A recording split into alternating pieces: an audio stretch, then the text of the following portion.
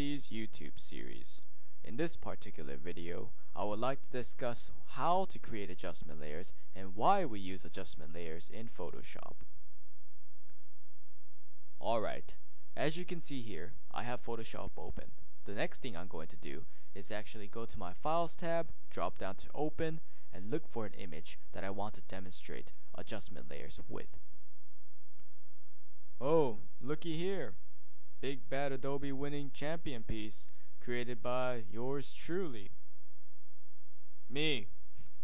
Anyways, this particular video will be relatively shorter as opposed to the previous videos that I have posted up.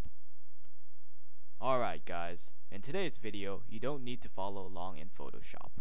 You just need to follow along on your screen. So what you're gonna do is actually pay attention. What I'm going to show you guys first is adjustments. Normal adjustments, that is. Not adjustment layers, but adjustments that are made directly to your image base layers. So let's see. I go to my Images tab, drop down to Adjustments. I think I will work with brightness and contrast today. Jack up the brightness, jack up the contrast, select OK, and voila! You have a terrific image. Now, I'm going to undo all this and go back to the Images tab, drop down, and add another adjustment. I think I will do color balance this time. Jack up the redness, jack up the magnetiness, jack up the blue, select OK, and she's purple. That's fantastic. Now what we're going to do is actually undo all that, and I'm going to show you guys how to create an adjustment layer. If you look to the bottom of your layers palette, you will notice a half white, half black circle. This icon represents an adjustment layer. So I'm going to select that, and then I'm going to make an adjustment layer for color balance. The good thing about adjustment layers is that adjustment layers are fully customizable, which means that you can go backwards in time and adjust the settings accordingly to your needs. This is different from adjustments made directly onto your image base layers.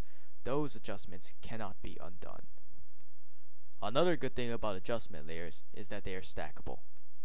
For example, adding two adjustable color balance layers on top of each other brings out several different tones which are not apparent and cannot be represented or replicated using one color balance layer.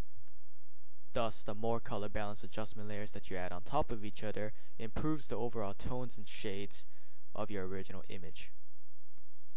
This process may also involve various other adjustment layers such as black and white and brightness and contrast. Adjustment layers behave similarly to normal layers, which means that if you don't like a particular effect an adjustment layer gives out, you may simply delete the adjustment layer and it will get rid of the effects.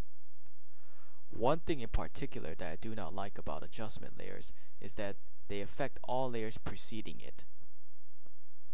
This is extremely inconvenient when you want to change the color of one particular object within your image, but end up changing the entire background as well. What I would recommend for those is that you manually adjust those layers, not using adjustment layers, but using the normal adjustment methods. I, for one, use adjustment layers as a means for polishing my pieces after I'm done. I would not recommend sandwiching various adjustment layers throughout your project files. This limits your overall image by constraining it to uniform structure. You will have difficulty customizing specific layers if you do this. And this concludes Identity's third video. Just a reminder guys that we are still holding those random Facebook raffles in which you may enter to win free gear. Thanks for watching, remember to subscribe, and see you next time.